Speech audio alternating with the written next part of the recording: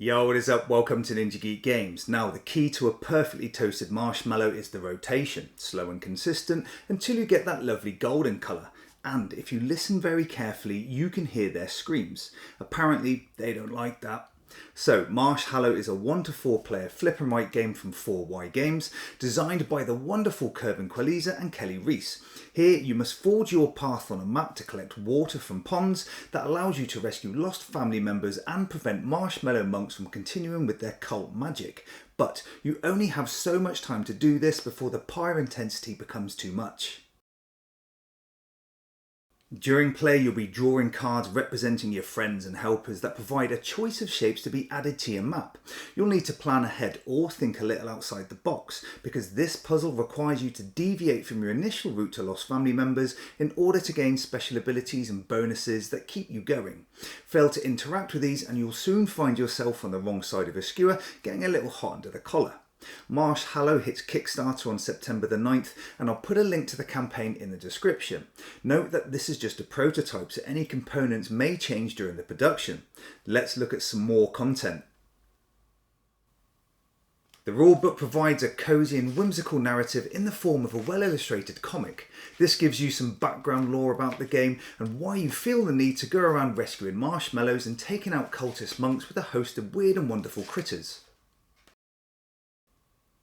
Each player begins the game with a map featuring a grid where you can find all the characters and items you can interact with during play. The dashboard is kind of like your player board, where it tracks which abilities have been used or how full your water pistol is, and you'll be marking all of this with a pencil. To start the game, you first need to select 3 family members to rescue.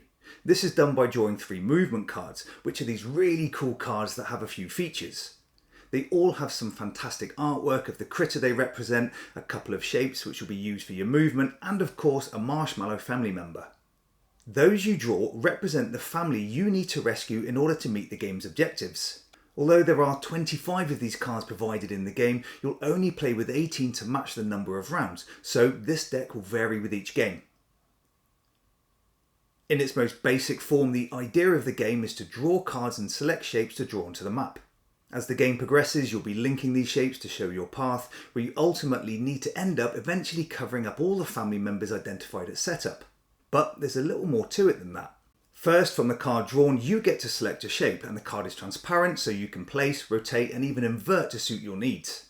Each new shape must connect to the corner of a previously drawn shape to enable you to extend your path. At times, you'll want your shapes to interact with other elements on the board.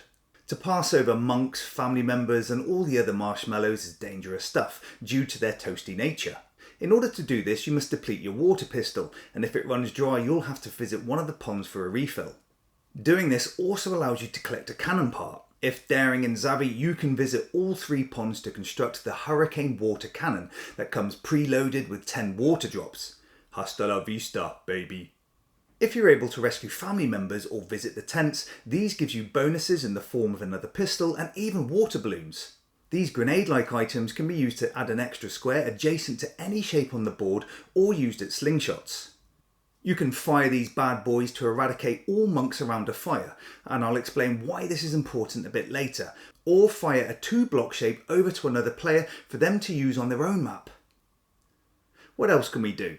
Well, we can invoke the spirit of the Hallow. If stumped, you can fill in a box within its set of pearly whites and then transcribe the remaining shape onto your map. Therefore, you get 5 hits with this, where the shapes gradually get smaller with each use, which is a great little mechanic. Failing that, we also have the elemental abilities at our disposal. These 3 beings can each be used once per game. They allow you to take a peek at the next movement card so you can plan ahead, restore water in your pistols, or move 1 block in a chosen shape to a different position. However, to use this particular ability, you must play a card shape with the matching colour of the elemental. Now, during play, your primary goal is to create an unbroken path between your 3 family members. But as we've seen, you need to collect water to cross over mallows and visit tents and slingshots for cheeky bonuses. You must also visit the main pyre staircase, tracked by having just 1 block drawn on the base of the steps in order to meet all the objectives. But you have a time limit. After each card has been played and you've adjusted your dashboard, you need to count how many monks are sat around the fire that you've left uncovered. The petal track at the border of the map is filled in based on the number of revealed monks. For each pie with 4 monks sat happily chanting, 5 petals, which is 1 segment, are shaded, and this value reduces for each covered monk. Over time, this track starts to get filled very quickly, so you need to do your best to impede this by using your shapes to cover monks on your way through the map, but only if you have enough ammo in your pistols.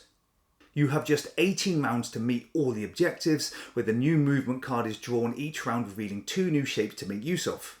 The amount of petals you shaded becomes the victory point score that you need to beat with leftover items. If your VP value is greater than the petal track value, then you win the game. Quite the puzzle. During play, you can't just head for your family members. You need to visit the steps and ensure you take out some of the monks with your shapes, and through no fault of your own, you have to pass through other random marshmallows that all cost water. If you need to refill, you have a few options, but visiting a pond is your best bet. The abilities and effects are all limited, so you have to find the best time to use them, but don't be cavalier with your resources. The game looks great on the table and the movement cards are fantastic. They look so good. As a co-op game, you can shoot shapes over to other players, as well as borrow the ability of any activated elemental, which is pretty cool. If, like me, you have no friends, Marsh Hallow can be played solo, and from setup to scoring takes about 20 minutes or so.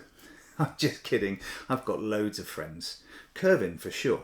I hope this video provided a good overview of the game, and I'll put a link to the campaign in the description. If you enjoyed the video, please like and subscribe to the channel. This is Ninja Geek Games. Cheers.